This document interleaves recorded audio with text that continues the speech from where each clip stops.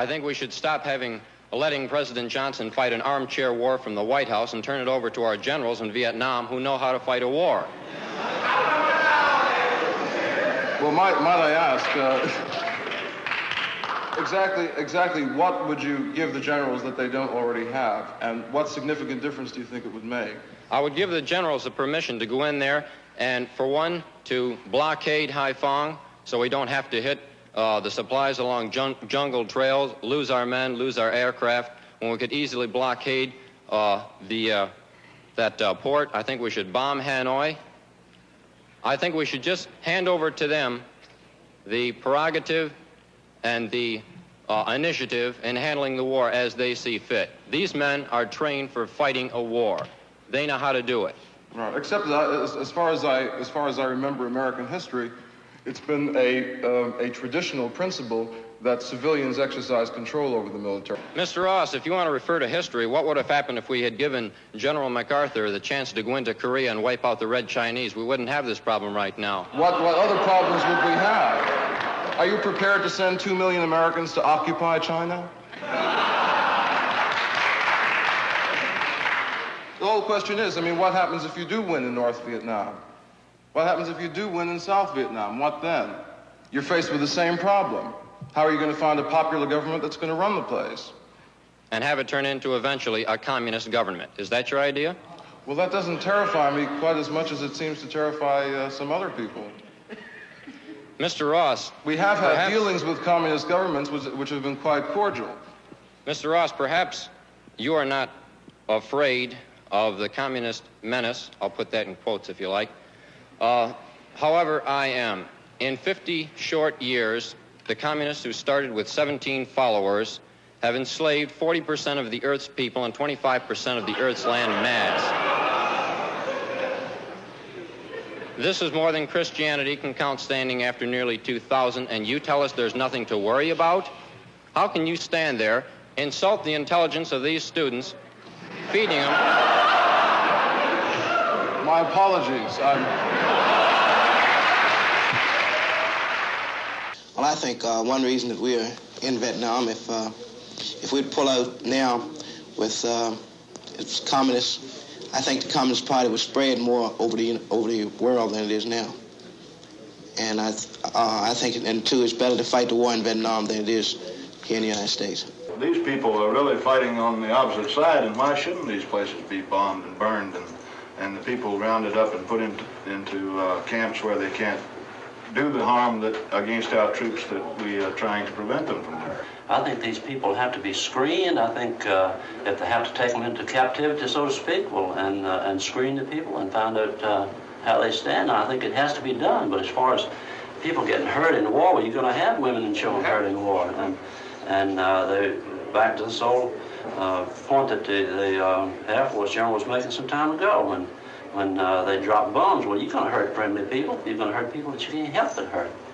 A lady who works for me has a son, had a son, who was killed in Vietnam. And the outpouring of sympathy and grief for this individual, and particularly for the mother of the individual, was really one of the most dramatic and compelling and touching things that I can recall. Yeah. But this, I suspect, was not because we were so persuaded that he was doing the right thing and was dying for his country, so much as it wasn't. This was a tragic waste of a guy's life. I think this is when it really hits hard. You read every day in the paper about 100 people, 150, whatever it is, the average, 100 American GIs getting killed every week, but you just sort of read like the weather, you know. You read it every day, and you never think about it until it's somebody you know. I finished my military obligations in the Korean conflict. And the people in this area, as all areas, no one likes war because war is disastrous.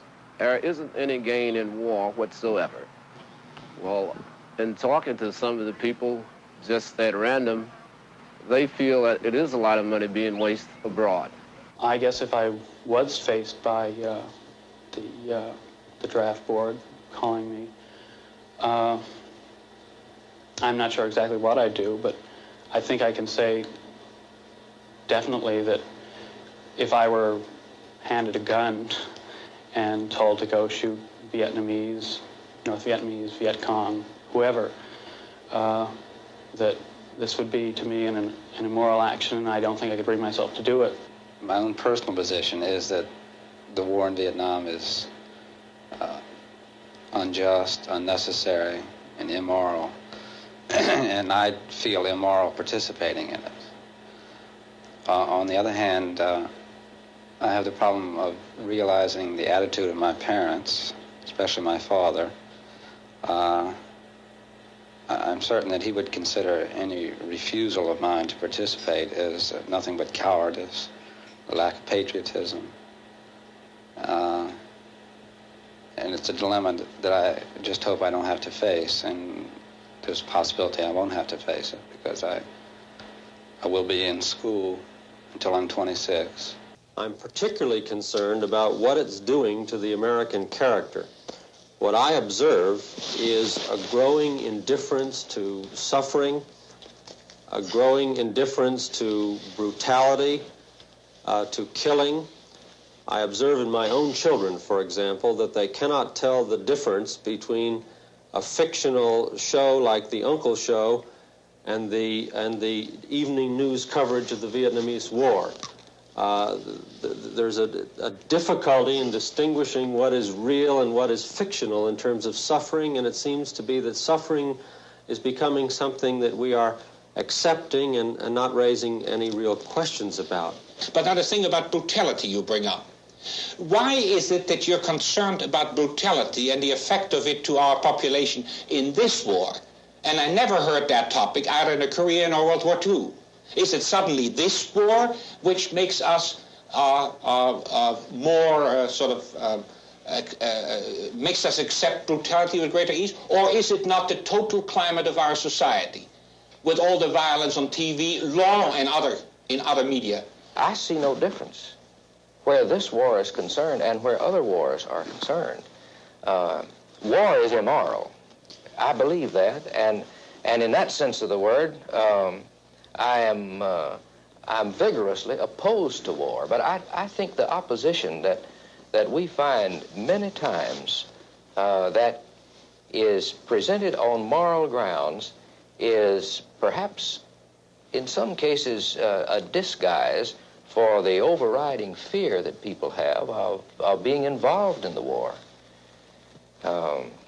We didn't see this during the other wars, and I see no difference where that is concerned and this war. Surely we are all fully agreed that war is a terrible thing, and in this sense we are all pacifists. We are all for peace. I am not sure that the Christian church in America could be characterized that way, as being basically pacifist and being all for peace. Oh, I don't think there's any question about it. I think we're quite nationalist in that we tend to, the Protestant churches in America tend to get pulled in, especially my church, the Episcopal Church, to pulled in and saying, you know, whatever our country does as a nation must be right and we must back it. Now, this war seems to be an exception, and I'm grateful. But it seems to me that what is most important is the number of persons in whom I find a growing anxiety about the war and a fervent, almost searching attempt to justify what we are doing as right, to hope and perhaps even pray that they can, in fact, trust our government to do what is right. Well, the thing that bothered me very much, and it still does, and I guess something's being done about it, were the things that he asked for, because Tony was a very gentle person and a very kind person and a very good person and not a complainer in any way, or he never demanded anything of anybody. And the thing that really upset me was when he wrote and he asked for oil for his rifle. He said to please send him some oil for his rifle, some insect repellent. And these were the only things really that and he wasn't complaining, he was just asking for them. But this bothered me tremendously, the fact that we had all these boys over there and that they didn't have the things that to me were basically absolute necessities. He had a girl that we hadn't met, but apparently things were serious. He met her in Massachusetts. And I'm delighted that he had Judy, because he had something while he was there that he had to look forward to. We've never met her, and just called her and told her when he died, and she corresponded, but it stopped, and I'm glad, because there's no sense of her ruining her life. She was... So he might have married Judy, and I don't know. I don't feel anger towards anybody, actually. People said to me when this happened, you feel about the enemy. Well, they're trying to kill, and maybe Tony killed somebody. I mean, that's war. Unfortunately, this is what it does. I can't hate anybody. Maybe Tony killed someone's son. I don't know. So I just go on.